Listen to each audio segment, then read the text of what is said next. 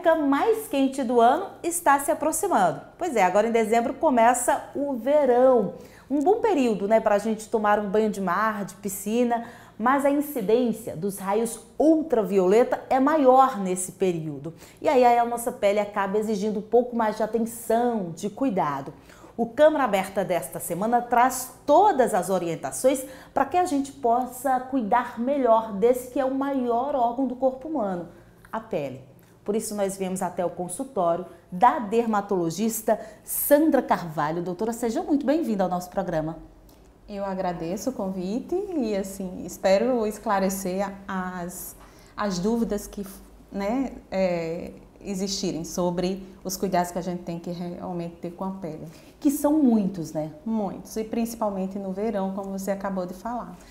Porque aí demanda algumas preocupações que durante épocas mais frias são menores.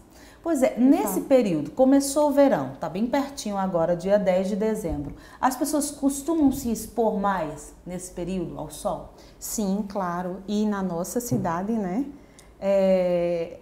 Nessa época, inclusive, que chega assim, eu tenho vários pacientes que vêm de outras regiões, que vêm do sul, do sudeste, para estar aqui em dezembro, janeiro, e assim, vêm dispostos a basicamente se expor ao sol. Ficar então, horas assim, no sol. Ficar assim, aproveitar realmente o sol, a areia, a praia, né? Esse calorão, né? Esse calorão, coisas que eles não têm. Então, assim, tanto para essas pessoas como para as que já são acostumadas, né?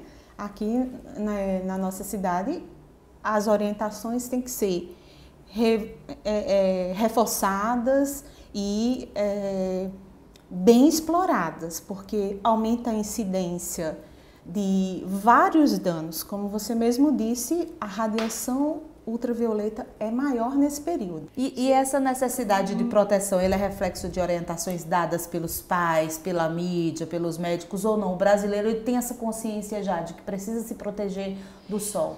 Eu diria que a maioria tem, de fato, esse cuidado, né, em comparação com tempos anteriores, né? A conscientização dos pais com as crianças e com eles mesmos são maiores, mas ainda assim deixa a desejar. A despreocupação em reaplicação de filtro solar, de usar, porque não basta na verdade a utilização do filtro solar, é necessário o uso de acessórios como chapéus, óculos, roupas adequadas, né?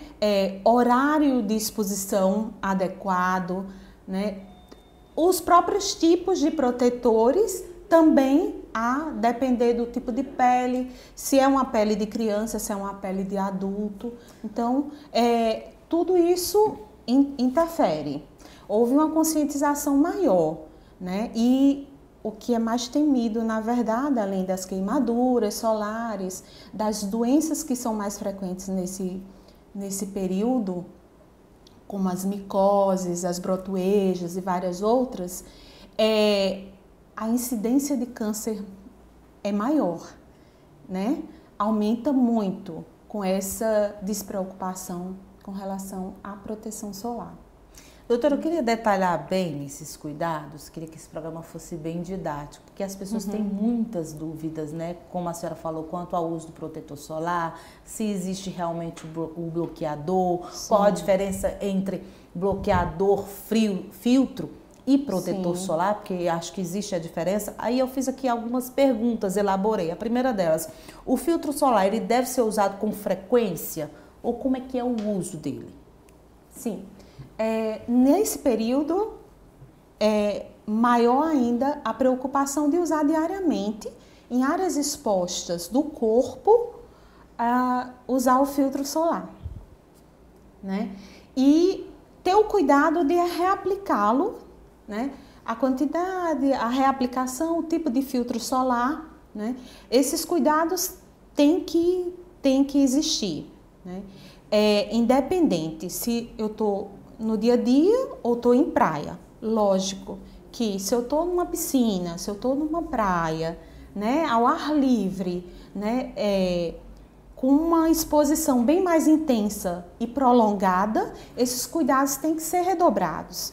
Existe sim uma diferença grande, né, com relação ao fator de proteção solar. Então, a orientação com relação ao fator de proteção solar, que é o FPS do filtro, é importante, que não deve ser inferior a 30, tanto para crianças como adultos, idosos, né? Lógico que uns precisam mais do que os outros, mas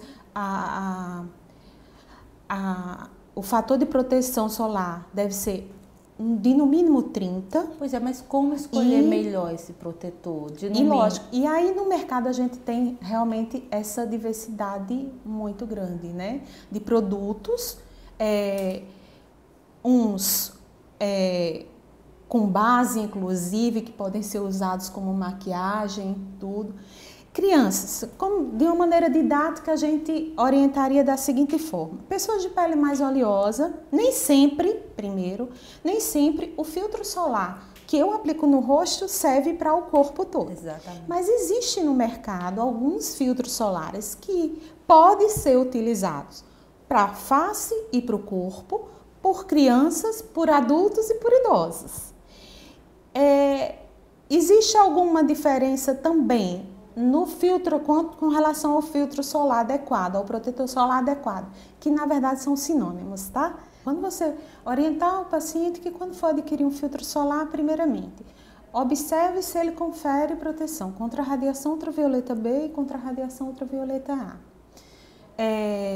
Então, o FPS está relacionado à proteção contra os raios ultravioleta B. E o PPD, que deve ser pelo menos de 1/3 do valor do FPS, confere a proteção contra os raios ultravioleta A. Então, pessoas de pele oleosas, de mistas a oleosas, normalmente deve preferir os protetores, os filtros solares que eles têm uma base ou aquosa ou em gel, que são os mais adequados. Mas existe também no mercado protetores que se adequam a uma pele oleosa, por exemplo, e que tem base. E que tem pigmento. A gente vê no mercado aí muitos protetores com base, com a maquiagem, sim, né? Eles podem ser usados. Eles funcionam da mesma forma? Da mesma forma. Então, eles tanto protegem, podem ser utilizados para uso diário, como podem ser usados em áreas ao ar livre, por exemplo, em áreas de exposição, em épocas de exposição solar mais intensa. A senhora falou que nunca comprar abaixo de 30. Por que a gente encontra 15, o fator? Então, normalmente já se é comprovado que assim, a depender do fototipo também, então tem pessoas de pele, as pessoas de pele negra, por exemplo, elas têm uma proteção natural, mas elas não estão impedidas de ter queimaduras solares, de ter o câncer de pele. Exato. E, por esse motivo, necessitar proteção solar. Só que, por essa proteção natural, né, pela quantidade maior de melanina que eles possuem,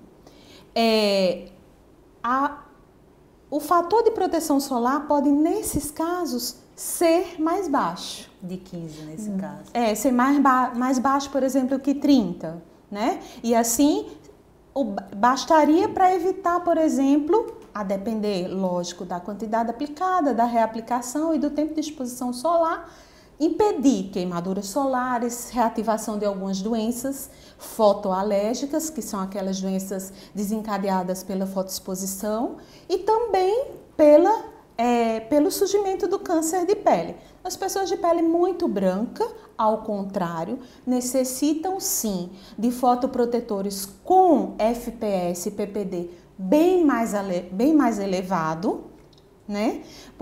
E alguns, inclusive, conferem uma proteção mais adequada, por exemplo, para que eles não saiam com ou transpiração excessiva ou após mergulhos mais demorados. Então, assim, existe sim adequação de cada. Então, é interessante que peça cada paciente peça orientação ao dermatologista que vai examinar sua pele, que vai fazer, né, toda essa avaliação com relação à indicação melhor do filtro solar, mais adequado.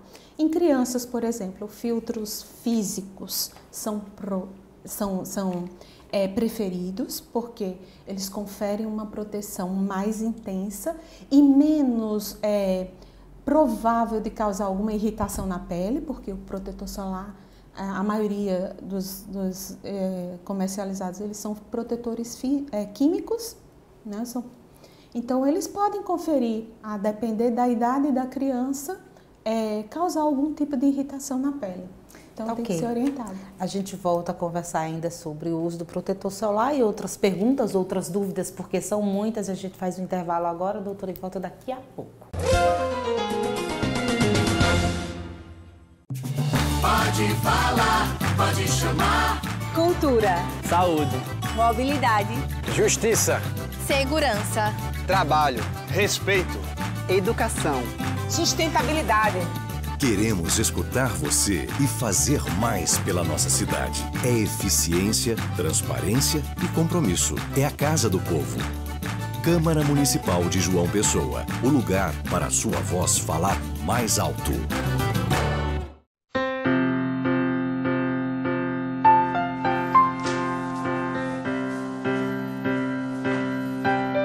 O que passa pela Câmara fica para você. Câmara Municipal de João Pessoa. O Câmara Aberta está de volta hoje falando sobre os cuidados com a pele, principalmente agora que o verão está se aproximando, conversando com a doutora Sandra Carvalho, tirando nossas dúvidas, né, doutora? A gente encerrou o bloco passado falando sobre o uso do protetor solar, né? Sim. Qual o mais adequado, o tipo de pele. E aí eu tenho uma outra pergunta aqui, que eu acho que é a dúvida que todo mundo tem. Quanto tempo é necessário, com quanto tempo é necessário repor? E aí eu começo de que forma essa dúvida? Por exemplo, as mulheres que se maqueiam, vão trabalhar e aí passa o dia no trabalho maquiada, assim como eu, mas aí tem que repor esse filtro solar, tem que tirar a maquiagem, isso é necessário mesmo? Sim. Normalmente não há necessidade, tá? Então, como eu disse anteriormente, existem filtros solares que têm pigmento, então, que são usados como base, tem os que são em apresentação de pó compacto, então, nesses casos especificamente das mulheres que, né, se maqueiam de manhã cedo para trabalhar, há necessidade sim de reaplicar. Então, nesses casos especificamente, bastaria reaplicar com pó compacto com base ou com protetor solar. Já ajudaria a reaplicação. Mas no caso de quem está exposto ao ar livre, então, aplicou o protetor solar, é importantíssimo. Primeiro, que se aplique pelo menos 30 minutos antes da exposição ao sol, para que haja absorção pela pele, daquele protetor solar. E a reaplicação, teoricamente, deve ocorrer a cada 2 ou 3 horas. Existe excepcionalmente um outro filtro solar que confere uma proteção mais estendida, por 4 a 6 horas. Mas a maioria há necessidade de reaplicar a cada 2 ou 3 horas. E essa luz artificial?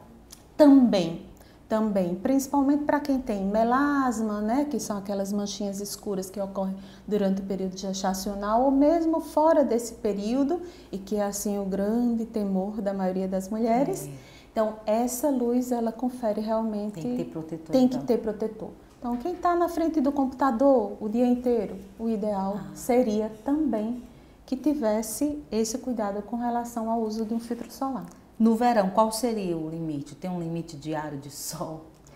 Tem gente que passa o mês inteiro no verão, né? Exposto o dia inteiro. Que quer sair com aquela cor. Aquela orientação que deveria evitar o período das 10 às 16 é muito válido, né?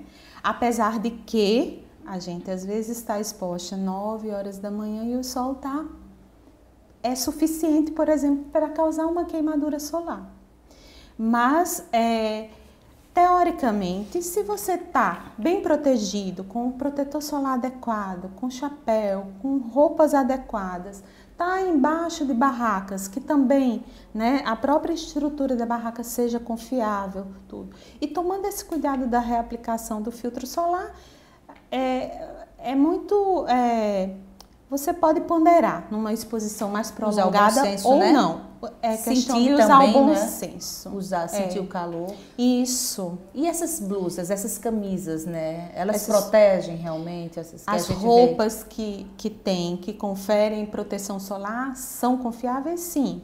vê? Elas né? estão na moda, inclusive, né? As pessoas estão usando muito. E para crianças, principalmente, porque a maioria, né, se é de origem, assim, confiável, e aí você também, mais uma vez, pode pedir orientação do dermatologista ou do pediatra, no caso, que tenha essa orientação, elas conferem sim. Elas normalmente equivalem a um protetor solar com um FPS 50. Você passa o protetor que protege e depois põe a... Isso, normalmente eu oriento para isso, certo, Miriam? Mas a reaplicação já não seria necessário, porque mesmo que vá, mergulhe ou passe o tempo todo dentro de uma piscina, por exemplo, estando com a pele coberta com essas roupas que conferem essa proteção, então é seguro. Doutora, seguro sim. Agora a gente precisa da vitamina D, né? Sim, Não dá claro. para também ter tanto medo de se expor ao Não, sol. absolutamente. Né? É até saudável Isso, o verão. muito saudável. O sol é maravilhoso, né? Então, aquela pele, né, com um bronzeado saudável é maravilhoso. Evita algumas doenças, inclusive, né, como raquitismo e várias outras. E a vitamina D, sem dúvida. Existe uma preocupação, então muitos pacientes chegam naquela coisa, olha, meu médico tal falou que eu não posso usar protetor solar, mas não é bem assim. Aí cabe novamente a questão do bom senso, né, de receber uma orientação adequada sobre quanto tempo é necessário para que haja a produção da vitamina D com o devido cuidado. Não é necessário também uma exposição do corpo inteiro, então você pode proteger áreas mais nobres, áreas, né, que aumentam o risco de ter algumas doenças e você tá lá, né? Quem não abre mão do bronze nesse verão, a senhora recomenda esse uso de autobronzeadores? Então, nós como dermatologistas, a gente tem que avaliar casos e casos, né? Pessoas e Porque pessoas. existem doenças, inclusive, que sofrem uma piora com o uso, com o bronzeamento, seja ele artificial, seja ele natural, né? Inclusive, os autobronzeadores, eles podem ser usados até para tratamento de algumas doenças, né? Que seriam? Como vitiligo, por exemplo, uma doença polimorfa à luz, um eritema polimorfo à luz, que também, né? Então, existe sim, alguns confiáveis que você pode orientar para o uso correto, não teria problema. O que a gente não orienta é para o bronzeamento artificial em câmeras, né? Que a gente vê De bronzeamento, né? de bronzeamento Que artificial. acho que nem se usa tanto mais hoje porque a mídia... Isso, já combateu, Associação já Brasileira, consegue, né, pelo menos assim, reduzir um pouco, porque bastaria 15 minutos a 30 de exposição, por exemplo, numa câmara de bronzeamento artificial, para corresponder a um dia inteiro exposto ao sol. Então, tem todo um prejuízo. Falando dessa exposição, alguns médicos afirmam, doutora, que a gente pode se expor ao sol sem proteção alguma por algum tempo diariamente, que seria necessário. Como é que a dermatologia vê isso? Como é que vocês entendem? É necessária essa exposição mesmo? Todos os dias ter que passar pelo menos 1 hora no sol? Sim, hoje em dia, sim, a segurança fica muito mais restrita com relação a isso por conta da radiação solar que é realmente comprovadamente mais intensa, nos dias atuais. Mas existe sim, aí também volto a esclarecer, vai depender do tipo de pele, se a pessoa não tem alguma predisposição já não tem, por exemplo, algumas lesões pré-cancerígenas, aí sim você pode orientar para a exposição com segurança. Em alguns casos isso pode ocorrer mesmo, e você orientar. Então, o horário, o ideal, como eu falei, era evitar entre as 10 e as 16 horas. Então, antes das 10 e após as 16... É o mais recomendado. Isso. E para as crianças, tem um horário adequado? Esse mesmo? Para as crianças, sim, também esse mesmo, né? E reforçando-se, porque não há necessidade de você orientar, de você querer, assim, estimular o bronzeamento em crianças, não é isso? Então, assim, tomando-se todos os cuidados, com todo esse arsenal de fotoproteção, você pode sim expor, a depender desse horário, um pouco mais as crianças. Mesmo protegido, a nossa pele ela consegue metabolizar essa vitamina D? Por exemplo, a gente usa tanto protetor, tem tanto medo hoje em dia, e aí eu vou estar absorvendo essa vitamina D no dia a dia? Existem vários trabalhos que mostram que realmente assim, a necessidade de fato de que assim, que mostram que aquelas pessoas que protegem absolutamente todas as áreas expostas ao sol de uma maneira correta, intensa e correta, né? Portanto, elas têm essa dificuldade na absorção na produção da vitamina C. Da vitamina D, desculpa. Mas também não é como se prega, né, que você teria que expor toda a região corporal. Bastaria um percentual mais limitado da pele submetida a essa exposição diária para que haja metabolização adequada e suficiente para o paciente.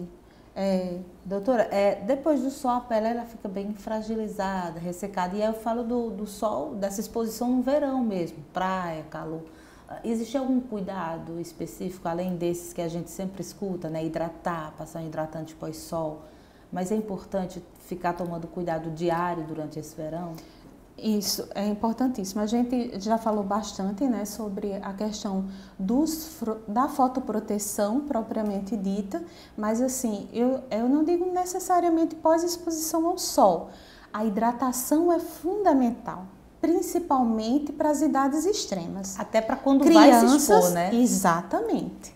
Para quando vai se expor e não necessariamente para depois. Porque depois que houve aquela exposição mais intensa, o ressecamento ele é mais absoluto. E simplesmente, às vezes, o uso de um hidratante por si só não compensaria. O ideal é ingerir bastante líquido, né? Ter uma dieta mais saudável com frutas e, né, alimentos mais ricos em fibra e água mesmo, para que a pele ela esteja hidratada o suficiente para suportar aquele dano que a exposição solar mais extensa ela cause. Então, cuidado com a alimentação, com a ingestão realmente adequada de água, e o uso dos hidratantes é fundamental.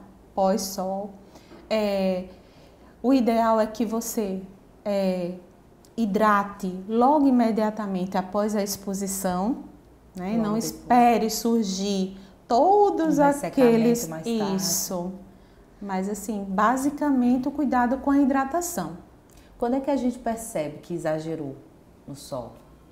Então, começou a arder, surgiu o eritema, que é aquela vermelhidão intensa. Deixa eu só interromper. Quando a gente tá na praia, no sol, isso não acontece, né? Você tá queimando e não sente. Aí quando você sai do sol, aí é que começa. Os sintomas aparecem. Isso. Mas novamente, as crianças e os idosos têm maior dificuldade de ter essa percepção. Mas o indivíduo mais jovem, ele já sente a sede, já sente aquele calor mais intenso. O corpo queima mesmo, né? Isso.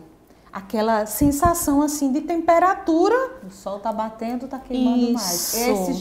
Esse já é um alerta. sinal. E quando você sai do sol, imediatamente aí surgem aqueles sinais que traduzem uma exposição mais intensa, que é aquela vermelhidão intensa.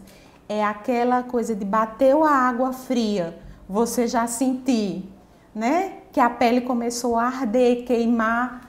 Isso aí já traduz todo um comprometimento. E aí chegar em casa tem que cuidar mesmo, né? Tem que cuidar, tem que repor, né, o que foi perdido, porque é uma perda de muita água do organismo da gente, e a pele, por ser o maior órgão, realmente é o primeiro a sentir o prejuízo. Doutora, a gente vê muito também aí, vendendo no mercado, o bronzeador com protetor.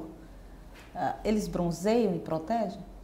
Então, normalmente eles não conferem uma proteção solar devida, adequada, e os produtos que conferem um estímulo no bronzeamento, eles tendem normalmente a ser irritativos para a pele.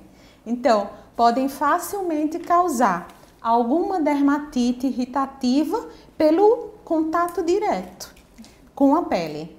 Então, assim, nós não aconselhamos de forma alguma. E aí eu vou aproveitar, porque a senhora falou comigo no intervalo sobre essas doenças mais comuns no verão. Elas aparecem sem a exposição, com muito mais né? incidência. Exatamente, Miri. Sem necessariamente uma exposição mais intensa, né? Basta o dia a dia daquele calor mais intenso, da temperatura maior, né? Mais elevada. Então, pacientes começam a transpirar mais excessivamente, né, a sentir todos aqueles danos. E aí entra, principalmente, a gente pode destacar as micoses, que são as principais, então aquela frieira, aquela micose da virilha, que é muito comum, ou que pode dar em axilas, em crianças muito, né, às vezes em dobras do pescoço, do bumbum, e doenças outras pela exposição direta, assim, tá em piscina, tá né, na própria areia da praia, como a lava migrans, por exemplo, que é adquirida pelo contato direto com areias contaminadas, né, com fezes de cães, gatos, que podem, né, permitir a penetração na pele do parasita e causar, né, que é aquele bicho geográfico, popularmente, né, as brotoejas, que é muito comum, tanto em idosos como em crianças, que são aquelas bolinhas ou translúcidas, né, transparentes ou avermelhadas e que coçam bastante, também são muito comuns nessa época. Doutora, a gente está chegando agora no dezembro, que é o Dezembro Laranja, né? Uma campanha de combate ao câncer de pele. O programa está quase encerrando, mas eu vou fazer uma pergunta ainda sobre o assunto, que é: quais seriam as principais causas do câncer de pele? Por exemplo, a radiação solar? A radiação solar é o que mais se destaca, né, como maior fator de incidência relacionado ao surgimento do câncer de pele.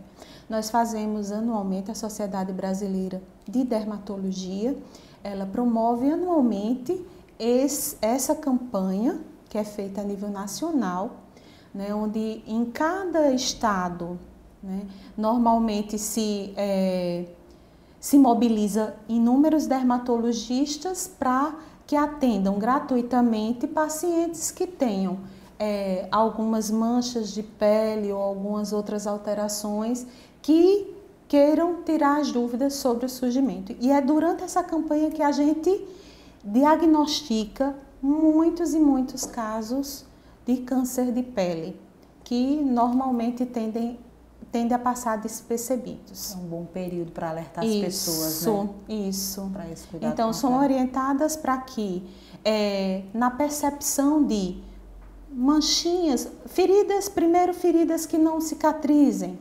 manchas, que são as pintas pretas, que vão tem modificado ao longo do tempo o aspecto, seja no tamanho, seja na coloração, seja né, no surgimento de outras assim próximas, ou então, como é muito comum, ao diagnóstico de manchas que são consideradas pré-malignas, como o caso das ceratoses actínicas, que a gente vê muito em áreas expostas ao sol de pessoas com mais idade e hoje em dia, inclusive, bem mais jovens, né?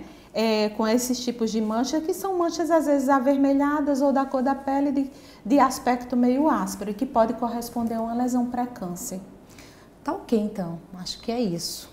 Tem muita dúvida ainda, mas a gente pode esclarecer em um outro programa, falando inclusive sobre câncer de pele, né? Acho que as pessoas têm muitas dúvidas. Mas eu agradeço a participação da senhora. Sim, eu que agradeço a oportunidade de estar esclarecendo e tentando tirar algumas dúvidas.